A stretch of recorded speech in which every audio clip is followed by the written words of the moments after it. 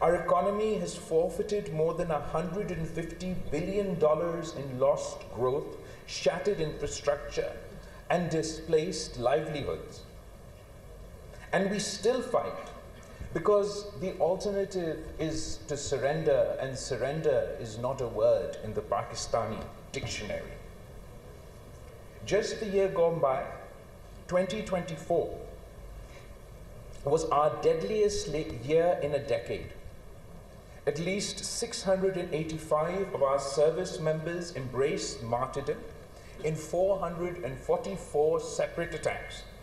1,612 Pakistanis, teachers, traders, traffic wardens never came home. These are not mere statistics. They are vacant chairs at breakfast tables, yet each tragedy steals our resolve. Because every falling comrade plants a flag that drives deeper into the soil the extremists covet but will never own. Let us be clear. Any so-called Shura may issue threats in Pashto, but its digital propaganda is subtitled in every language of discontent. A bomb in Peshawar today draws its ideological fuse from the chat room somewhere in northern Africa, its wiring diagram from a tutorial filmed in Damascus. Terrorism is borderless, and therefore the fight we wage is not Pakistan's private quarrel. It's a civilizational self-defense on behalf of all of humanity. When the Tehreek-e-Taliban or the Majid Brigade tweets its manifesto, the algorithm that amplifies it does not stop at the Duran line. It ricochets through Paris, Perth, and beyond. If we stand down, who will stand up? Across 2 decades, Pakistan's armed forces, backed by an iron-willed citizenry, have broken the backs of Al-Qaeda networks, dismantled so-called caliphates in the name of Daesh or anybody else, and driven the TTP from fortresses to the foxholes. Operation Zarb-e-Azb drained the northern swamp. Radd al-Fasad uprooted the sleeper cells in our cities. Today's operations in Balochistan and elsewhere sever the nexus between separatism and foreign-funded terror. These campaigns are not video-gamed stories from offshore carriers. They were boots in the dust, medics in the mud, and school teachers reopening classrooms behind the front lines. The world enjoys the light of conferences that debate violent extremism. Pakistan battles these demons daily on the front lines. Our roads scarred with IED and suicide bomber craters are the tariff we pay so the rest of humanity may commute in peace. Is it too much to ask that the visa desks respect the Pakistani passport that guards their peace? That multilateral lenders price our courage into their risk models? That media houses spell Pakistan without the lazy prefix of troubled? Respect is the minimal dividend of sacrifice. And for across the Durand line, the Taliban regime was greeted by many as inevitable fact. They promised the neighborhood stability. They delivered instead a 40% surge in militant attacks on Pakistani soil and a sanctuary for the TTP, the BLA, the ETIM, and so much more. We say to Kabul, sovereignty confers duty. Stop the exodus of fighters. Choke the traffic of arms and honor the blood-priced Doha commitments, or be judged by the company you keep. I would like to propose some points for Pakistan and the conscientious world. One, we need equitable burden sharing. Terrorism, CT Finance, what used to be known as the Coalition Support Fund, cannot be a tip left on the table of counter-terrorism. We ask for structured investment in counter-terrorism and counter-violence extremism, in modern technology and weaponry, the hardware for our resilience. And to view development as an antidote. Every school built in Waziristan is a bullet we never have fired. Let CPAC be joined by PeacePAC, a people's economic and cultural corridor that funds micro-enterprise, women's colleges, and solar grids in areas facing the brunt of this new wave of terror, from ex-Fata to the shores of Balochistan. No counterinsurgency has achieved victory without first winning hearts and minds. In the context of the fight against terrorism in Afghanistan and Pakistan, I recall when Shaheed Mohtarama Benazir Bhutto was campaigning anew to confront this menace, when she warned in Pakistan in her final speech that these militants want to remove Pakistan's flag from Swat, and rallied her country as the first female prime minister, when many male politicians cowered or shirked from their responsibility to speak out. She rallied her country, and she said she would be the one to lead. She would be the one to raise Pakistan's flag in Swat. She did so in a context, and the context was a global understanding about the next phase to combat violent extremism and terrorism within Afghanistan and Pakistan. Of course, it meant joint resolve and kinetic operations that we would ultimately begin in South Waziristan and North Waziristan, etc. But that kinetic action was to be coupled with investment in the hearts and minds of the people of Afghanistan and Pakistan. Within the context of what the shared experience of the end of the World War II, and the international community's commitment then to a Marshall Plan that saved or invested in the economies of a war-torn Europe to ensure future generations would not be drawn back into the mouths of, at the time, fascism. A similar commitment was made by the international community to her, to Pakistan, to the world, that will stand shoulder to shoulder with you in this fight, but we will not cut and run. We will invest in a new Marshall Plan for Afghanistan and for Pakistan to ensure that future generations are not lost to the menace of terrorism. So, of course, we all are aware that we have not lived up to that commitment. In the current context, it still means that we should find our own opportunities. That is the context in with which President Zardari initiated the China-Pakistan Economic Corridor. It wasn't geopolitics. It was an understanding that the eastern route that was to go through Pakhtunkhwa and descend into Balochistan would drive economic development and economic activity in those areas that were the most devastated by terrorism. So whether today it is in a multilateral context, so by focusing on our own economic opportunities, we need to provide our people, the people of Pakistan, with hope through economic opportunities so they're not drawn into or drawn back towards this menace of terrorism.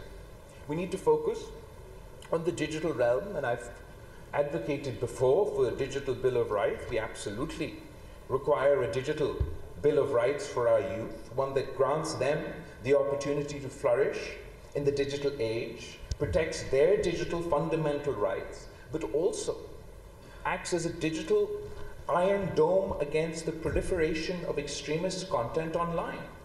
Algorithms that detect copyright, breach Copyright breaches in milliseconds can be trained to throttle extremist content in the same blink. Silicon Valley must police its platforms, or we must legislate teeth into their negligence. On financial support, banks that knowingly clear terror-linked remittance should face the same stigma as those that launder drug money. FATF must evolve from a punitive grey listing to proactive intelligence pooling. And finally, success cannot come with hard power alone. We must display smart power. The combination of hard and soft power shall snuff out violent extremism from its roots so that it may never re-emerge again. On the narrative front, extremism is not an illness just of the Kalashnikov. It is an illness of the textbook, the pulpit, the WhatsApp forward. We shall write a curriculum where Ibn Sina walks beside Iqbal, where the Prophet's Charter of Medina is studied as the first social contract, and where Jinnah's August 11th speech is memorized before breakfast. We shall reclaim the microphone from the priest who preaches division and hand it to the young scientist who codes solutions. For our youth, 64% to 65% of Pakistan is under the age of 30. Terror groups salivate at that statistic. I look at the same number and see a firewall. Give this generation broadband, venture capital, startup opportunities, and no recruiter in the tribal valley will match the romance of discovery we can offer. For our women, the women of Pakistan are our untapped brigade. No nation can fight half-handed while half its population is sidelined. The daughter of the Indus who pilots the F-16, the widow who runs a microloan cooperative in Swabi, the coder in Karachi who encrypts military comms, they are the insurgents against ignorance. And ignorance is terror's godfather. Some capitals wag their fingers at Pakistan and ask, is Pakistan doing enough? I respond in the idiom of Shaheed Zulfikar Ali Bhutto. We have bled enough to write the preface of peace in our own ink. We will not have that manuscript proofread by those who stayed safe behind oceans and alibis. And a message, a word to the merchants of hate within, to those who romanticize the terror culture from drawing rooms and YouTube channels. Let me be unambiguous. We will repatriate your hashtags to the courts, your bank accounts to the audit ledger, and if necessary, your fantasies to the iron bars of law. There is no constitutional right to weaponize religion.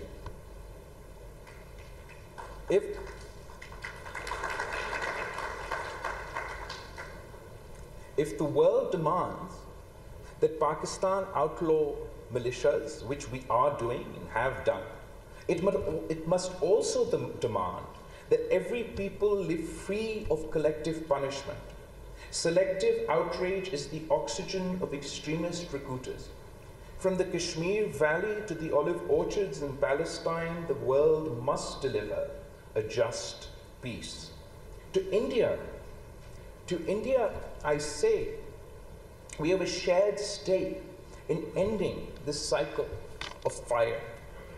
Since Pakistan and India last sat across the table to discuss terrorism in 2012, the world has changed, and so have we.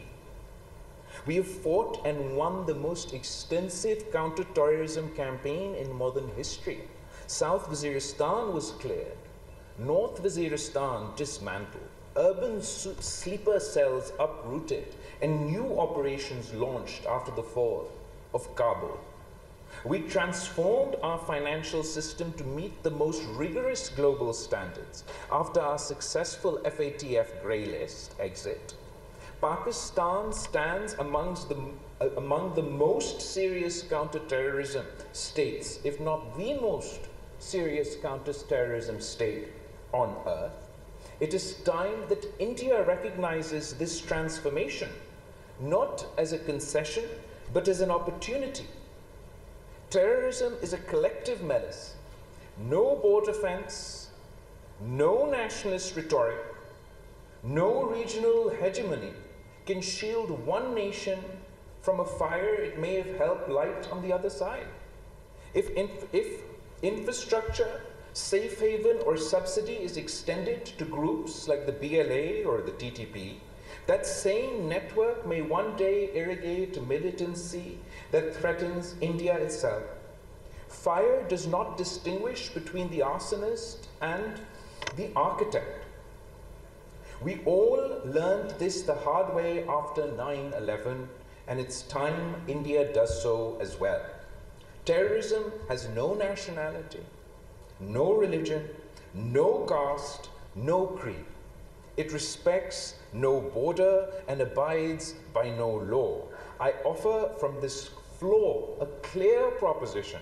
Pakistan is ready to forge a historic, phenomenal partnership with India to jointly combat terror, not as adversaries playing a zero-sum game, but as neighbors who share a moral and civilizational obligation to protect over 1 billion souls from the plague of extremism. All it requires is for India's leadership to step down from the high horse that is galloping its republic towards the abyss. Pursue peace with Pakistan. Sit with us. Talk to us. Let us resolve Kashmir in accordance with the aspirations of its people. Let us end the weaponization of water and build instead a peace as mighty as the Himalayas.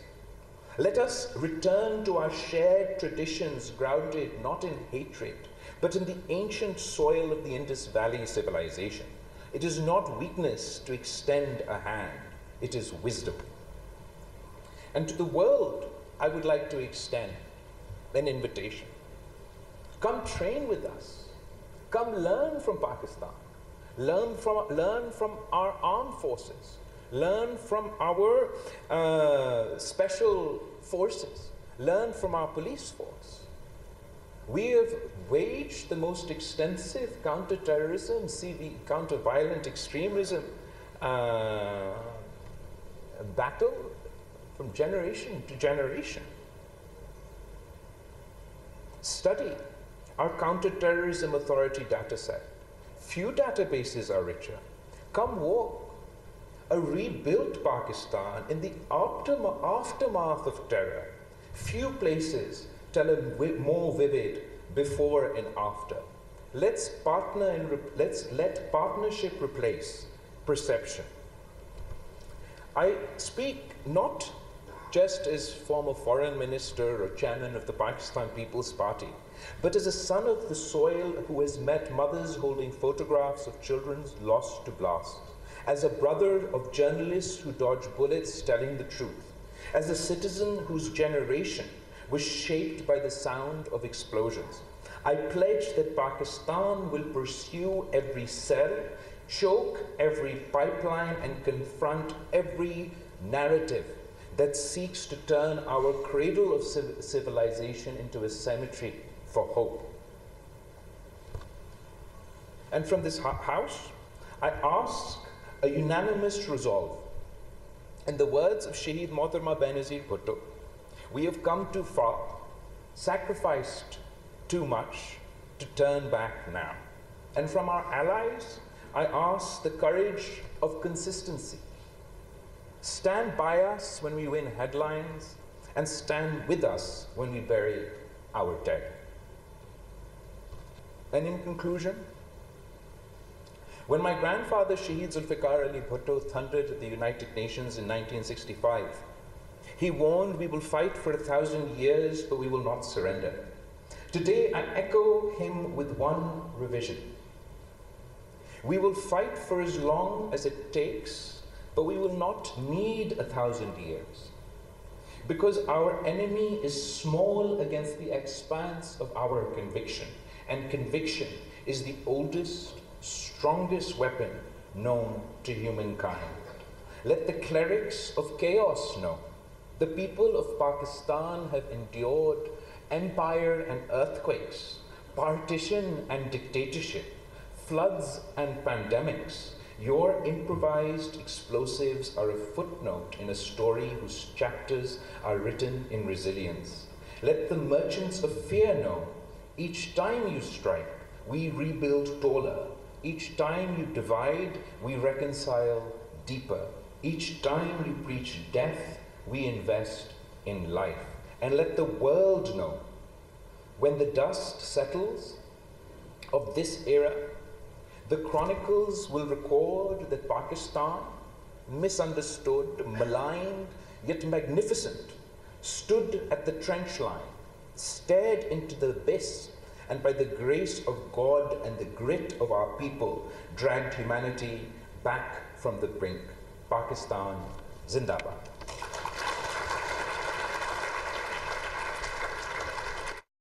Chairman Peoples Party Bilawal Bhutto conference से खिताब कर रहे थे। उन्होंने कहा कि दहशतगर्दी एक आलमी मसला है। पाकिस्तान ने दहशतगर्दी के